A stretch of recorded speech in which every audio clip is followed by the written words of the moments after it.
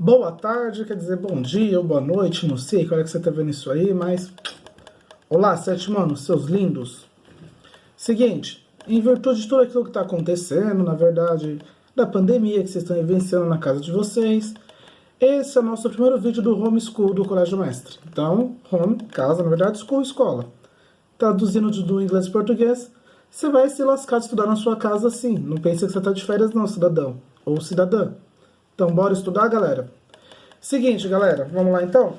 Primeira coisa, vou começar fazendo uma revisão com vocês bem singela dos últimos capítulos que nós vimos, né? Não dos últimos capítulos, mas das últimas aulas. Então, eu vou seguir de acordo com o material, para acompanhar, no caso, os vídeos. Você vai estar com a sua apostila em mãos, tal como era na sala de aula. Claro que na sala de aula você podia esquecer o material, que sempre tinha uma dinâmica agradável para poder unificar o grupo. Não sei se vocês se recordam, né? Esquecer o material, a gente faz aquela dinâmica gostosa para ter um grupo mais junto, mais coeso, como vocês já perceberam. Então a vantagem é que agora você está na sua casa, então não tem como esquecer o material. Galera, vamos seguir então aqui? Bora lá para a geografia? Peguem a apostila de vocês, estou na página 54. Só para retomar o conceito desse capítulo das páginas anteriores, nós falamos, por exemplo, do processo de dimensão territorial do Brasil. Vimos que o Brasil é um país de proporções continentais. O que isso quer dizer, galera? É um país que é quase tão grande quanto um continente. Um continente é formado por países. Então, no caso, o Brasil, se ele é tão grande quase tanto quanto um continente, nós temos estados no nosso país que são maiores ou equivalentes a outros países. Na aula anterior também discutimos até o tamanho de Portugal, né? Vimos que Portugal, se vocês quiserem até retomar na página 53, eu passei de mesa em mesa, inclusive apontando exatamente onde é Portugal. Então, se você olhar lá na página 53, você vai se lembrar. E vai lembrar, inclusive, do que esse pequeno país conseguiu fazer com todo o mundo. Então, esse pequeno país, um dia, foi a maior potência mundial. Exatamente, no período das grandes navegações. Tal que nós fomos colônia dos portugueses. Por isso que hablamos em português aqui. Por isso que a gente está aqui falando em português. Por isso que nós temos tantos feriados, porque nossos colonizadores eram portugueses e eram extremamente religiosos. Então, por consequência, temos um calendário... poliedro, calendário abarrotado de feriados, que não serão respeitados esse ano por conta dessa pandemia, né, galera? Então, só lamento. Mas, enfim, dando seguimento na aula. E outra dinâmica da videoaula é que os meus secretários, meus seguranças, meu financeiro, toda essa galera aí, né, a treinadora dos meus seguranças, o segurança do meu segurança, os pais devem estar meio que boiando nessa parte da aula. Então você explica para o seu pai e para sua mãe que na minha aula eu tinha uma galera, um aparato todo que fazia as coisas funcionarem melhor.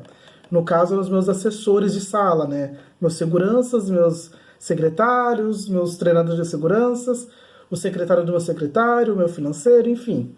Toda aquela galera que era responsável pelo bom andamento da aula em sala de aula.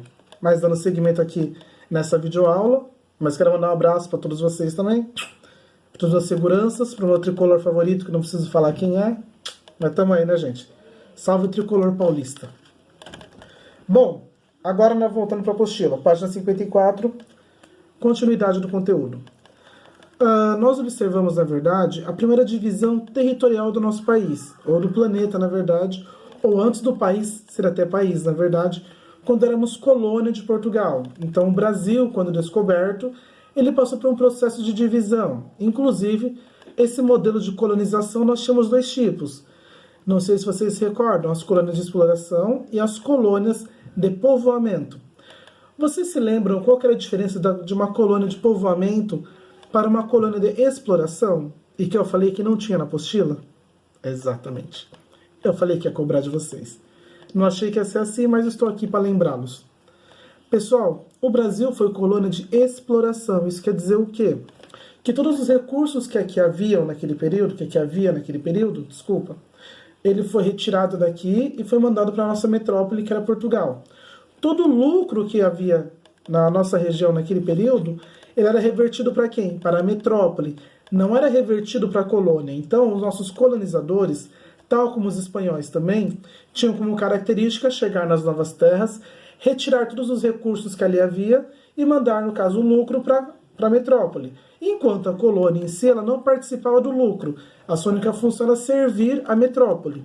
E isso é uma colônia de exploração, ele vai lá para ser explorado, para ser retirado os seus recursos que não tem na metrópole, para ser comercializado com outros países, no caso, com outras metrópoles.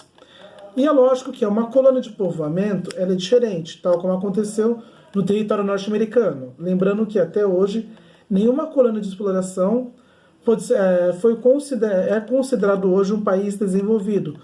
Todos os países que foram colônias de exploração hoje são países subdesenvolvidos. Então, nossa origem já mostra que não deu muito certo esse processo, né? Mas, dando seguimento,